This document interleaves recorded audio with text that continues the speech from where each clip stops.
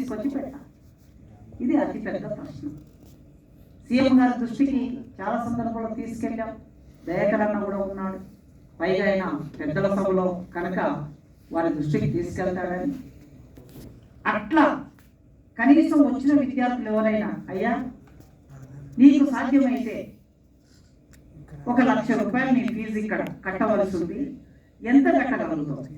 20,000, 30,000, నీ ఎంత కట్టగలుగుతావు? ఇదో నా శాలరీ నుంచి నా జేబులో నేను నీకు 5,000 ఇస్తాను. ఇప్పటి వరకు నేను 6 నెలల కాలంలో బహుశా 1,20,000 ఇచ్చాను విద్యార్థులు. నా పర్సనల్ నా జీతం నుంచి వస్తారు. పాపం వాళ్ళ ముఖం చూస్తేనే అర్థమవుతుంది వాళ్ళు కట్టలేరని. 5,000 తెచ్చుకున్నా సార్, కానీ 10,000 ఉన్నది. రైట్, ఇదో 5,000 ఉన్నాయి నా జేబులో, వెళ్ళి కట్టుకో. ఇది మేము చేయగలుగుతున్న పని, మా స్థాయిలో మేము చేయగలం.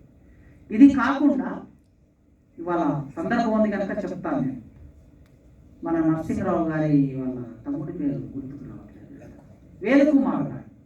వేలుకుమార్ గారికి ఫోన్ చేశాను నేను ఒకరోజు. ఇట్లే సార్ ఇట్లా విద్యార్థులు చాలా మంది ఫీజులు కట్టలేకపోతున్నారు, ఏమైనా మీ ఫ్రెండ్స్ ద్వారా కొంత కలెక్ట్ చేసి ఇక్కడ ఉంటే వచ్చిన వాళ్ళకి కొంత హెల్ప్ చేద్దాము అని అంటే ఒక్క ఫోన్ కాల్తో 24 గంటలు తిరగక ముందు ఆయన 1,20,000 పంపించారండి. ఆ 1,20,000 ఒక 5 మంది హ్యాండిక్యాప్డ్ పిల్లలకి వాళ్ళ ఫీజు కట్టలేకపోతే పే చేసి వాళ్ళకి సర్టిఫికెట్స్ ఇచ్చాం. ఇవాళ పొద్దున ఇంటి నుంచి కాలేజీకి కారులో వస్తూ ఒక రిటైర్డ్ టీచర్, ఒక వెల్మాయన ఫోన్ చేసి ఒక విద్యార్థికి 1,10,000 ఉంది సార్, మీరు ఎంత ఇవ్వగలరంటే ఆయన 25,000 పంపించాడు సార్. నేను ఇంతకుముందే సినిమా చూస్తుంటే మాట్లాడుకుని నాకు ఫోన్ చేశాడు, మెసేజ్ పెట్టాడు, సార్ ఫలానా రవీంద్రరావు గారు 25,000 పంపించాడు సార్. ఆయనకుంటే 1,10,000 రేపు 25,000 నేను సాయం చేయగలను, కానీ మిగతా డబ్బులు ఎవరికి వాళ్ళు ఎంతమందికి చేయగలమనేది క్వశ్చన్. ఆ కాలేజీలో 2,000 మంది ఉంటే ఎంతమందికి చేయగలం? ఎట్లా 30 లక్షలు తీసుకొచ్చి భోజనం పెట్టగలం ప్రతి నెల? ఈ సమస్యని పౌర సమాజం కూడా ఆలోచించాలి, పెద్దలు ఆలోచించాలి, ఆలోచన పరులు ఆలోచించాలి. ఆలోచించిన ఒక ఆలోచన పరుడు ఇవాళ ఈ సినిమాలో ఆ విషయాన్ని పెట్టాడు.